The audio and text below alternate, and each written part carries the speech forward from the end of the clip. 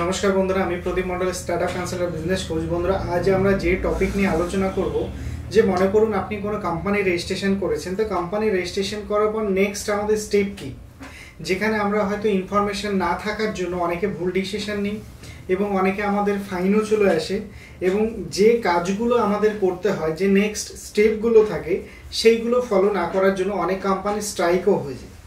তো সেই সমস্ত তথ্য নিয়ে আজকে আলোচনা করব। তো মেন বিষয় হচ্ছে, মনে করুন আজকের ডেটে আপনার কোম্পানি রেজিস্ট্রেশন হয়েছে, তো যেই দিন থেকে আপনার কোম্পানি রেজিস্ট্রেশন হবে তার ঠিক 30 দিনের মধ্যে আপনাকে এডিটি 1 ফাইল করতে হবে। এডিটি 1টা কি? এডিটি 1 হচ্ছে অডিটর অ্যাপয়েন্টমেন্ট। যেমন মনে করুন আপনি হয়তো সেকশন 8 কোম্পানি করে এনজিও করছেন, বা মনে করুন কোনো প্রাইভেট লিমিটেড কোম্পানি করেছেন, বা মনে করুন আপনি কোনো প্রডিউসার কোম্পানি করেছেন, নিধি কোম্পানি করেছেন, বা মনে করুন মাইক্রো ফাইন্যান্স কোম্পানি করেছেন। যাই করুন না কেন, সেটা হচ্ছে ইন্ডিয়ান কোম্পানিজ অ্যাক্ট 2013-এর আন্ডারে যদি রেজিস্টার্ড হয়, তাহলে সবার ক্ষেত্রেই কিন্তু সেম রুলস। যেমন সোসাইটি বা ট্রাস্টের ক্ষেত্রে আমরা কি করতে পারি, যে চাইলে আমরা যে কোনো অডিটরের থেকে কিন্তু আমরা অডিট করাতে পারি। মানে অডিটর মানে কি, মানে যিনি সিএ আর কি, যাকে আমরা সিএ বলি। তো সেক্ষেত্রে আমরা চাইলে সোসাইটি বা ট্রাস্টের যে অডিট হয়, সেটা আমরা চাইলে যে কাউকে দিয়েই বা যে কোনো সিএকে দিয়ে আমরা অডিট করাতে পারি। কিন্তু যখন আপনি কোম্পানি ফরমেশন করবেন, সেটা সেকশন 8 এনজিও হতে পারে বা অন্যান্য কোনো কোম্পানি হতে পারে, যখন সেটা ইন্ডিয়ান কোম্পানিজ অ্যাক্টের আন্ডারে আসবে, তখন আপনাকে অডিটরকে অ্যাপয়েন্টমেন্ট করাতে হবে। মানে যাকে আপনি অ্যাপয়েন্টমেন্ট করিয়ে রাখবেন, একমাত্র তিনিই কিন্তু অডিট করতে পারেন, বাকি কেউ পারবেন না। আবারও বলছি, সোসাইটি বা ট্রাস্টের অডিট আপনি যে কাউকে দিয়ে করাতে পারেন, যে কোনো সিএকে দিয়ে, যে কোনো চার্টার অ্যাকাউন্টকে দিয়ে আপনি করাতে পারেন, তিনি ওটা অডিট করতে পারবেন। কিন্তু যখন আপনি সেকশন 8 এনজিও করবেন বা কোনো কোম্পানি রেজিস্ট্রেশন করবেন, মাইক্রো ফাইন্যান্স করুন, প্রাইভেট লিমিটেড করুন, যাই করুন না কেন, আপনাকে নেক্সট 30 দিনের মধ্যে এডিটি 1 ফাইল করতে হবে। এটা হচ্ছে আপনার ফার্স্ট কাজ।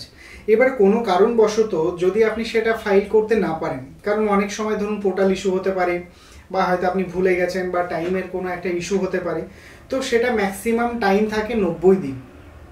30 দিনের মধ্যে আপনাকে ফার্স্ট টাইম করতে হবে, এটা হচ্ছে ফার্স্ট কন্ডিশন। ফার্স্ট কন্ডিশনের মধ্যে যদি আপনি সাবমিট করতে না পারেন, তাহলে সেটা ম্যাক্সিমাম টাইম থাকে আপনার 90 দিন। যে 90 দিনের মধ্যেও যদি আপনি সাবমিট করেন, তাহলে আপনার কোনো ফাইন চালু হবে না। এবার এখানে আরেকটা কথা আপনাকে বলে দিই, যেমন আমি একটা কথা আপনাকে বললাম, যে ধরুন আপনি যাকে অ্যাপয়েন্টমেন্ট করে রাখবেন, তিনি একমাত্র অডিট করতে পারেন। এবার মনে করুন যাকে আপনি অ্যাপয়েন্টমেন্ট করিয়ে রেখেছেন, তার সঙ্গে হয়তো আপনার মিসকমিউনিকেশন হচ্ছে, মিসআন্ডারস্ট্যান্ডিং হচ্ছে, তাহলে আপনি কি করবেন? সেই সময় বেশিকার কিছু না, যে এডিটি 1 যে ফর্ম বলা হয়, যে গভর্নমেন্টের ফর্ম বলা আছে, সেটা আবার ডবল ফাইল করতে হয়। মানে অন্য সিকে দিয়ে আবার আপনাকে ফাইল করালেই বাকি ধরুন ওখানে ইমেল করে দেবেন, উনি রিজাইন করে দেবেন, বাকিটা ধরুন অটোমেটিক্যালি ইজিলি হয়ে যাবে। এখানে ভয়ের কোনো কারণ নেই।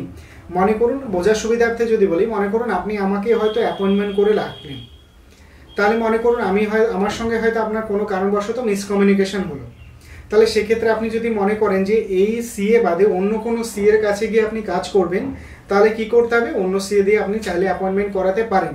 তাহলে ফার্স্ট টাইম যে এডিটি 1টা করেছেন, সেই টাকাটা ডবল খরচ হবে। ক্লিয়ার, বোঝাতে পেরেছি? এটা হচ্ছে আমাদের ফার্স্ট কাজ।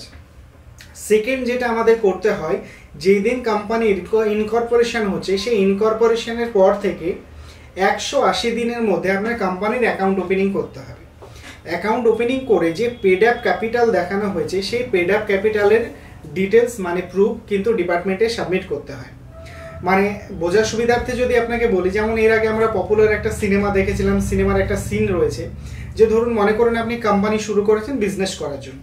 এবার আপনি যদি বিজনেস শুরু করেন, তো সেই সময় সিনেমায় দেখবেন একটা সিন ছিল, যে ইনকাম ট্যাক্স ডিপার্টমেন্ট থেকে গিয়ে আই কার্ড দেখাতেন যে আমরা ইনকাম ট্যাক্স থেকে এসেছি।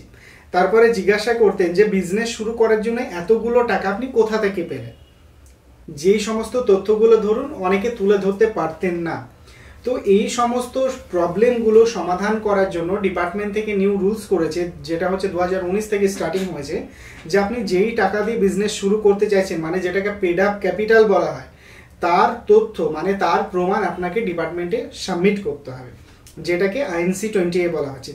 আমি ধরে নিলাম যে আপনি কোম্পানির পেড আপ ক্যাপিটাল দেখেছেন 1 লক্ষ, আর অথরাইজড ক্যাপিটাল দেখিয়েছেন হয়তো 10 লক্ষ, বা আপনি হয়তো সেকশন 8 এনজিও করছেন, এনজিওর পেড আপ ক্যাপিটাল দেখিয়েছেন 10,000 এবং অথরাইজড ক্যাপিটাল দেখিয়েছেন হয়তো আপনি 1 লক্ষ। তাহলে যে পেড আপ ক্যাপিটাল হচ্ছে, আমি কোম্পানি দিয়ে বোঝাই, মনে করুন আপনার পেড আপ ক্যাপিটাল হচ্ছে 1 লাখ, এবং কোম্পানির ডিরেক্টর হচ্ছেন 2 জন, এবং দুজনই আছেন 50-50%। তাহলে প্রথম ডিরেক্টর যিনি আছেন, উনি কি করবেন, উনি ওনার পার্সোনাল অ্যাকাউন্ট থেকে কোম্পানির অ্যাকাউন্টে 1 লাখ টাকার 50% মানে কত হচ্ছে 50,000 টাকা। তাহলে প্রথম ডিরেক্টর তার পার্সোনাল অ্যাকাউন্ট থেকে 50,000 টাকা কোম্পানির অ্যাকাউন্টে ট্রান্সফার করবে, এটা ফার্স্ট পার্ট। সেকেন্ড যিনি ডিরেক্টর আছেন উনি ওনার অ্যাকাউন্ট থেকে পার্সোনাল অ্যাকাউন্ট থেকে কোম্পানির অ্যাকাউন্টে 50,000 টাকা ট্রান্সফার করবে। তাহলে দুটো ডিরেক্টরের 50,000 কত হলো 1 লাখ, তাই তো? তাহলে সেই 1 লাখ টাকা দিয়ে যে আমি বিজনেস শুরু করছি তার একটা স্টেটমেন্ট তুলতে হবে। কোম্পানির অ্যাকাউন্ট ওপেনিং করেছি ফার্স্ট, আগেই বললাম যে 180 দিনের মধ্যে কোম্পানির অ্যাকাউন্ট ওপেনিং করতে হবে। অ্যাকাউন্ট ওপেনিং করে যে পেড আপ ক্যাপিটাল দিয়ে আমি বিজনেস শুরু করছি, মানে যে 1 লাখ বা ধরুন যে পেড আপ ক্যাপিটাল আপনি দেখাবেন, আমি ধরে নিলাম সেটা 1 লাখ। তাহলে সেই 1 লাখ টাকা দিয়ে যে আমি ব্যবসা শুরু করছি তার প্রমাণ ডিপার্টমেন্টকে আমি জানাচ্ছি কিভাবে, স্টেটমেন্টের মাধ্যমে। প্রথমে আমি কি বললাম, ফার্স্ট ডিরেক্টর 50% মানে 50,000 টাকা ধরুন সাবমিট করলো। সেকেন্ড ডিরেক্টর কি করছে, 50,000 ডিপার্টমেন্টে কোম্পানির অ্যাকাউন্টে সাবমিট করলো। কোম্পানির অ্যাকাউন্টে তাহলে 50 করে কত হলো 1 লাখ, আমি পেড আপ ক্যাপিটাল কত বলেছি 1 লাখই। তাহলে সেই 1 লাখ টাকা যে কোম্পানির অ্যাকাউন্টে আছে তার একটা স্টেটমেন্ট তুলতে হবে, তুলে ডিপার্টমেন্টকে ওটা সাবমিট করতে হয়, যেটাকে বলা হয় INC 20।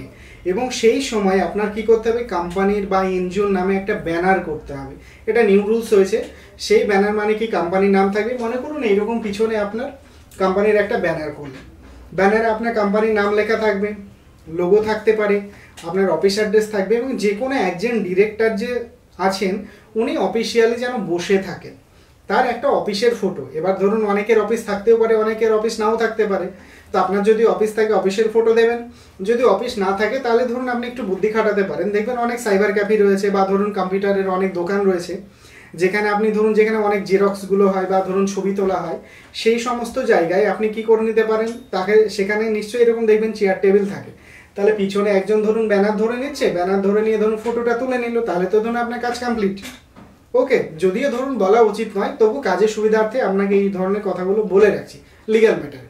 ওকে, তো এইটা আপনাকে ডিপার্টমেন্টে সাবমিট করতে হবে, যেটাকে বলা হচ্ছে INC 20A। এই INC 20A যদি আপনি সাবমিট না করেন তাহলে কিন্তু আপনার কোম্পানি স্ট্রাইকেও হয়ে যেতে পারে। স্ট্রাইক হয়ে যেতে পারে মানে কি, আপনার কোম্পানি বন্ধ হয়ে যেতে পারে। তাহলে দুটো কন্ডিশন বললাম, যে আজকের ডেটে মনে করুন আমার কোম্পানি রেজিস্ট্রেশন হয়ে গেছে। কোম্পানি রেজিস্ট্রেশন হলে নেক্সট প্রসেস আমাদের কি, নেক্সট প্রসেস প্রথম 30 দিনের মধ্যে ADT 1 আমাকে ফাইল করতে হবে, যদি না করতে পারি 90 দিনের মধ্যে করতে হবে, আর 180 দিনের মধ্যে INC 20A আমাকে ফাইল করতে হবে, যার জন্য কোম্পানির অ্যাকাউন্ট ওপেনিং করতে হবে। তারপরে ধরুন কোম্পানির অ্যাকাউন্টে যে পেড আপ ক্যাপিটাল দেখানো হয়েছে সেটা ডিরেক্টরের শেয়ার অনুযায়ী সেই পেড আপ ক্যাপিটাল কোম্পানির অ্যাকাউন্টে ট্রান্সফার করে তার একটা স্টেটমেন্ট ডিপার্টমেন্টকে দেখান। বোঝা গেছে? এবার যদি এটা এনজিও হয়, এনজিও ধরুন ম্যাক্সিমাম ধরুন 10,000 পেড আপ থাকে এবং অথরাইজ থেকে 1 লাখ। তার মানে প্রথম ডিরেক্টর যিনি আছেন উনি 5,000 টাকা কোম্পানির অ্যাকাউন্টে পাঠাবেন, দ্বিতীয় ডিরেক্টর যিনি আছেন উনি কোম্পানির অ্যাকাউন্টে 5,000 টাকা পাঠাবেন এনজিওর জন্য, কারণ পেড আপ কত বললাম 10,000। এবার পেড আপ বা অথরাইজ ক্যাপিটাল কি সেটা যদি বোঝার সুবিধার্থে আপনাকে বলি, পেড আপ ক্যাপিটাল মানে কি বলুন তো, ডিপার্টমেন্টকে বলছি যে এই টাকাটা দিয়ে আমি বিজনেস শুরু করলাম, মানে মনে করুন আমি 1 লাখ দিয়ে বোঝাচ্ছি যে পেড আপ ক্যাপিটাল 1 লক্ষ এবং অথরাইজ ক্যাপিটাল 10 লক্ষ। তাহলে পেড আপ ক্যাপিটাল মানে 1 লক্ষ টাকা দিয়ে আমি ব্যবসা শুরু করছি। 1 বছরে ম্যাক্সিমাম আমার 10 লাখ হতে পারে, সেটা 10 লাখও হতে পারে, 10 কোটিও হতে পারে, অথবা সেটা জিরোও হতে পারে। কিন্তু ডিপার্টমেন্টকে একটা আমরা টার্গেট দেখাই যে এই পর্যন্ত আমার যেতে পারে। যখনই দেখবেন আপনার ট্রানজ্যাকশন হয়তো 10 লাখের বেশি চলে যাচ্ছে, তার মানে কি নিচের লেভেলটা আপনাকে বাড়িয়ে নিতে হবে, মানে কি পেড আপ ক্যাপিটাল পরে আপনাকে বাড়িয়ে নিতে হবে। এটাই হচ্ছে মেন প্রসেস।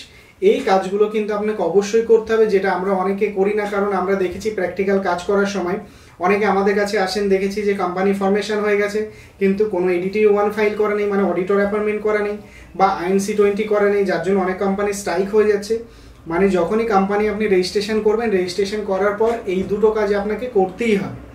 যেখান থেকে আপনি রেজিস্ট্রেশন করছেন, যিনি আপনার কনসালট্যান্ট আছেন বা লিগ্যাল অ্যাডভাইজার আছেন, তো তাকে অবশ্যই বলে দেবেন এই দুটো কাজ যেন নেক্সট করা হয়। যদি না করা হয় তাহলে কিন্তু প্রবলেম। এবং যখন আমরা অডিট করি, যেই ডেটে আপনার ধরুন INC 20 ফাইল হবে, সেই ডেট থেকেই কিন্তু অফিসিয়ালি আপনার কাজ শুরু হলো। বুঝতে পেরেছেন? আরেকবার বলছি, INC 20A কি সেটা হচ্ছে ফার্স্ট আপনাকে বুঝতে হবে। INC 20A মানে কি বললাম, মনে করুন আপনি জানুয়ারির 1 তারিখে আপনি রেজিস্ট্রেশন পেয়েছেন। তাহলে জানুয়ারির 1 তারিখে যদি রেজিস্ট্রেশন পাওয়া যায়, তাহলে আমাকে জানুয়ারির 30 তারিখের মধ্যে আমাকে ADT 1 ফাইল করতে হচ্ছে, এটা ফার্স্ট প্রসেস। এবং জানুয়ারি, ফেব্রুয়ারি, মার্চ, এপ্রিল, মে, জুন, জুলাই, মানে জুলাইয়ের মধ্যে মানে যেটা টোটাল 180 দিন কাউন্ট করে যে ডেট হচ্ছে সেই ডেটের মধ্যে আপনাকে INC-20 ফাইল করতে হচ্ছে, রাইট? এবার INC-20টা এতটা ইম্পর্টেন্ট কেন, এত গুরুত্ব কেন রয়েছে? মনে করুন আপনি রেজিস্ট্রেশন পেয়েছেন জানুয়ারিতে, মানে আপনি অথরিটি পেলেন কাজ শুরু করার জানুয়ারিতে, আর আপনি হয়তো INC-20 ফাইল করলেন আপনি জুলাই, তার মানে অফিসিয়ালভাবে আপনি কাজ শুরু করছেন জুলাই থেকে। বোঝাতে পেরেছি?